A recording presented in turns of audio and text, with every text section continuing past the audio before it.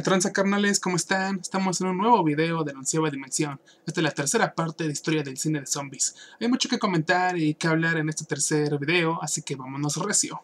En el año de 1968, un entonces desconocido director de nombre George A. Romero da a conocer su ópera prima, The Night of the Living Dead, con el cual conformaría la imagen del zombie moderno, dejando atrás al zombie de tradición haitiana. ¿Cuáles son las características de este nuevo zombie propuesto por Romero? Número 1. Los zombies ya no tienen ningún amo, son una masa destructora y uniforme que únicamente busca saciar el instinto más primitivo, alimentarse. Número 2. Los zombies ahora están propagados a nivel mundial, dando a las historias un tono más apocalíptico. Número 3. La razón por la cual los zombies se levantan de sus tumbas puede ser variada. Puede ser un desastre químico, llegada del juicio final, algún accidente fallido, etcétera, etcétera. Número 4. El peligro de los zombies no radicará en su poder o en su inteligencia, sino en su número. Donde hay un zombie hay 10, donde hay 10 hay 100, y así sucesivamente. Y finalmente, número 5. Estos zombies casi siempre serán lentos y torpes, dependiendo del grado de descomposición de su cuerpo. Los zombies de este ciclo romeriano fueron influenciados por una película de 1964, The Last Man on Earth, interpretada por nada más y nada menos que la leyenda en persona, el señor Vincent Price. De hecho, el propio Romero reconoció abiertamente esta influencia. En esta historia, Vincent Price, dándonos una de sus mejores actuaciones, interpreta a un hombre que es el único sobreviviente de una enorme ciudad tras el ataque de unos vampiros. De hecho, esta película podría ser sin problema alguno la primera película de este nuevo ciclo, si no fuera porque nos dejan en claro que no estamos hablando de zombies, estamos hablando de vampiros. Unos vampiros que de hecho, tanto en sus actitudes como en su aspecto, tienen bastantes semejanzas con los zombies romerianos. Temáticas como es la soledad humana o la desesperación por no poder recibir ayuda serían tocados por esta película y serían retomados por Romero en sus posteriores trabajos en el cine zombie. Ahora bien, The Night of the Living Dead, esta no es una película de zombies, esta es la película de zombies. La fue la encargada de crear los patrones que rigen al género hasta el día de hoy. La historia brilla por su simpleza. En una noche cualquiera, debido a una razón desconocida, los muertos se levantan de sus tumbas en busca de carne humana, y debido a esto, un grupo de sobrevivientes que no se conocen entre ellos se verán obligados a convivir y a tratar de limar asperezas entre ellos a fin de sobrevivir a la noche de los muertos vivientes. A través de esta trama y de sus personajes, Romero nos toca varias temáticas que son un reflejo de la sociedad en la cual él vivía. En primer lugar, y eso Romero siempre ha renegado de eso y ha dicho que nunca fue su intención, el papel de las mujeres en su película es básicamente el de ser unas inútiles.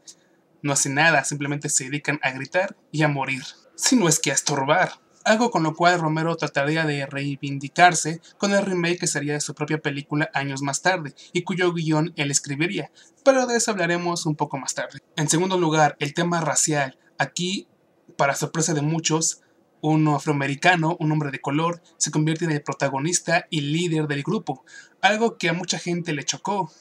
De hecho, hay una escena en la cual, como dijimos, las mujeres eran unas inútiles en esta película. Hay una escena en la cual una de las chicas comienza a perder control de sí misma. En ese momento, el afroamericano, como líder, tiene que llegar y controlarla como aparentemente era tradición en esa época, dándole una cachetada. ¿Por qué es importante esto? Recordemos, estamos en 1968. Solo 3 años antes, Malcolm X, uno de los líderes más notables del movimiento negro, sería asesinado. 2 años antes se fundaría el partido Panteras Negras. Ese mismo año de 1968, Tommy Smith y John Carlos, unos atletas, darían la noticia durante las Olimpiadas de 1968, cuando durante la ceremonia de entrega de medallas, ellos levantarían el puño como señal de apoyo a la lucha contra el racismo. Y ese mismo año, Martin Luther King, otro gran líder afroamericano, sería asesinado. La tensión racial en Estados Unidos estaba en un punto culminante. En una película como de ese tipo, un afroamericano llegara y golpeara a una chica blanca era algo que no pasaba desapercibido para los sectores más conservadores. Y ya por último, y lo más importante, y ojo con los spoilers, alerta de spoilers. El final de la película es bastante trágico, todos los personajes mueren, pero es muy curioso por qué mueren. No mueren tanto por los zombies, mueren más bien por su incapacidad de convivir entre ellos. Se acaban enemistando, se acaban dividiendo en grupos, se acaban traicionando entre sí. La situación tan desesperada que viven y que los lleva a buscar la sobrevivencia hace que las luchas internas sean inevitables. Y entonces, como podemos ver, los zombies no son realmente el factor peligro. Muy interesante lo que Romero plantea aquí. Básicamente lo que nos dice es, miren, para encontrar nuestra perdición y nuestra destrucción, no necesitamos un ataque zombie. Nos bastamos entre nosotros mismos para jodernos. El legado iniciado por Romero lo continuaría él mismo en su película de 1978 Dawn of the Dead, con la cual terminaría de darle forma al cine zombie. Solo que aquí el factor violencia estaría mucho más presente que en The Night of the Living Dead. Aquí la apariencia de los zombies sería mucho más marcada en cuanto a sus características grotescas. Si en The Night of the Living Dead habíamos visto pequeñas secuencias que nos sugerían un poco de gore, aquí las escenas que involucran sangre, tripas o desmembramientos serían moneda común. De esta manera Romero une para siempre al cine de zombies con el cine gore. La historia es básicamente la misma que en The Night of the Living Dead, solo que un poco mejor trabajada en cuanto a cuestiones de ritmo y efectos especiales, pero no tiene el encanto de The Night of the Living Dead. Ahora bien, otra cosa interesante, en esta película los sobrevivientes no quedan atrapados en una casa, quedan atrapados en un centro comercial. Y en una de las escenas mejor logradas del género, vemos a dos de los personajes viendo cómo los zombies interactúan en el centro comercial. Ven cómo los zombies empiezan a entrar a las tiendas, empiezan a probar la ropa, a curiosear. Y en eso la chica le pregunta a su compañero, ¿por qué hacen eso? ¿Por qué si ya no tienen conciencia de lo que es comprar y consumir? ¿Por qué lo hacen? A lo cual su compañero le contesta, ellos muy dentro de su mente recuerdan que alguna vez hicieron eso. Y lo siguen haciendo, creen que deben seguir haciéndolo, porque ya es prácticamente parte de su instinto. Es muy interesante el comentario social que el director nos plantea aquí, la manera en la que pinta a estos zombies despojados de voluntad, despojados de un pensamiento propio, apabullados de la mercadotecnia, rodeados de la publicidad y que consumen ya como un mero acto instintivo, que básicamente lo que nosotros, atrapados en una sociedad de consumo, hacemos, consumir por consumir, y ni siquiera sabemos por qué consumimos. Es algo tan inherente en nuestra cultura que creemos que ya es algo natural. Creemos que por comprar cierto tipo de ropa, cierto tipo de productos, nos estamos dando a nosotros mismos una identidad. Romero dice no, son exactamente lo mismo, sin importar que consuman. Todos son la misma masa de zombies atrapadas en un juego corporativo. Y en una muestra de humor negro y de ironía, los personajes que no están perdidos en este juego corporativo, que son los personajes humanos, no pueden escapar del centro comercial. Siguen atrapados en esta sociedad, en este mundo de publicidad, de consumo. Y básicamente lo que Romero nos dice es la sociedad en la que vivimos. ¿Cómo escapamos a ella? No podemos.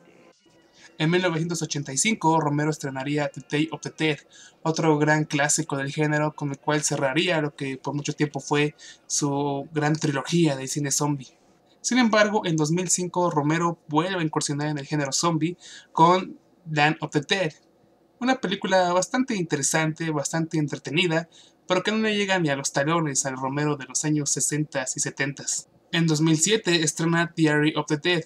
Yo creo que es su película más fallida en lo que al género zombie se refiere. Aquí trata de incursionar en este cine de horror grabado en primera persona al estilo de La Bruja de Blair, y siento que es un tipo de cine al cual él no maneja bien, él está acostumbrado a una narrativa más clásica y simplemente no le funcionó. Finalmente, en 2009 estrena Survival of the Dead, lo que hasta el momento es su última película dentro del género zombie. Dejando a Romero de lado, otra película bastante interesante que a mí me gusta mucho, que casi nunca la mencionan, es Los niños no deben jugar con cosas muertas, de 1972. Una película que empieza bastante lenta, pero que lo que es su última media hora es una muestra viva del cine de zombies clásico. Ya habíamos mencionado a Lucio Fulci en el video pasado con Zombie 2, sin embargo en 1980 vuelve a adentrarse en el cine de zombies con Miedo en la ciudad de los muertos vivientes. En 1985 se estrena otro de los clásicos de este género, Return of the Living Dead, la cual es una especie de homenaje al legado de Romero, deja un poco de lado lo que es el aspecto del horror y se acerca más a la comedia, y sería el inicio de otra de las grandes franquicias del cine de zombies, que hasta el momento ya cuenta con 5 películas, de las cuales honestamente solamente las primeras 3 valen la pena. Estas son Return of the Living Dead Parte 2 de 1988, la cual es una especie de remake de la primera parte, pero con un tono más familiar, más cómico y con un final feliz que podía dejar la puerta abierta a más secuelas, lo cual se daría en 1993 con Return of the Living Dead 3, la cual también es bastante buena, sin embargo sería la última buena película de esta saga.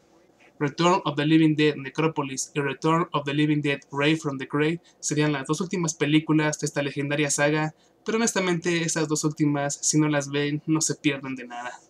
En 1990 se estrena el remake de The Night of the Living Dead, cuyo guión fue escrito por el mismísimo George A. Romero, pero fue dirigida por Tom Savini. Si a ti no te suena el nombre de Tom Savini, bueno, es uno de los grandes genios detrás de los efectos especiales en varias películas de horror, como por ejemplo Viernes 13. Sin superar al original, lo cierto es que este remake es bastante decente, bastante bien logrado, y como había dicho antes, aquí como que George A. Romero trata de liberarse de ciertos demonios que tenía de años atrás, especialmente en lo que es el papel de las mujeres en su historia. Aquí la mujer protagonista tiene un papel mucho más importante, mucho más moderno, mucho más empoderado. Entonces aquí como que Romero trata, no sé si disculparse o como que reivindicarse por todas las acusaciones que le hicieron por su película de 1968. También de 1992 tenemos Brain Dead, dirigida por Peter Jackson, un director que antes de colarse con las grandes estrellas, antes de dirigir El Señor de los Anillos o King Kong, fue un director bastante famosillo del cine de horror y ciencia ficción más barato y más chafa, y que se hizo legendario con su famosa película Bad Taste. Brain Dead es considerada por algunos como la película más sangrienta en la historia del cine, y en general tiene un buen recibimiento por parte de los fanáticos del cine zombie. Aún así, tuve la oportunidad de leer un pequeño libro que anda por ahí en internet de un tal Carlos Serrano, que se dedica a destrozar la película de Peter Jackson, acusando que por culpa de esta película, el cine de zombies perdió toda la seriedad y se volvió un cliché de mal gusto lleno de chistes fáciles y baratos. Puede que tenga razón, sin embargo no se puede negar que Peter Jackson marcó una tendencia y marcó un antes y un después con este tipo de cintas. Finalmente, The Walking Dead, cuyo cómic fue escrito por Robert Kirkman y que es una clara muestra del zombie romeriano. Lo que Kirkman quiso hacer con esta historia fue muy clara. Para él, el cine de zombies o todas las películas de zombies fallan en su final. El final casi siempre es el mismo, en el cual los sobrevivientes escapan de un ataque zombie. Pero Kirkman dice, ¿qué clase de final es ese? Lo único que pasa es que los sobrevivientes pasan de un punto A a un punto B, no concluye nada. ¿A dónde van esos sobrevivientes? ¿Qué pasa después de la película? ¿Cuáles son las consecuencias de este ataque zombie? ¿Qué consecuencias tiene a nivel social, a nivel espiritual, a nivel psicológico en estos personajes? Y eso es lo que él trata de explorar en The Walking Dead. Y entonces él tiene muy claro lo que quiere hacer, y esa es una parte clave en el éxito de este cómic. En cuanto a la serie, aunque no soy muy fanático de ella, tengo que decir que por lo poco que he visto, la verdad sí logra capturar la esencia del cómic de una manera bastante bien.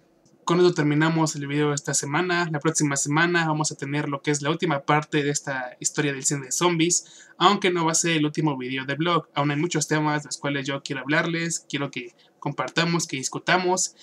Y bueno, ya se la saben, denle like, suscríbanse, compártanlo. Mi nombre es Abel Gómez, desde la onceava dimensión. Nos estamos viendo muy pronto.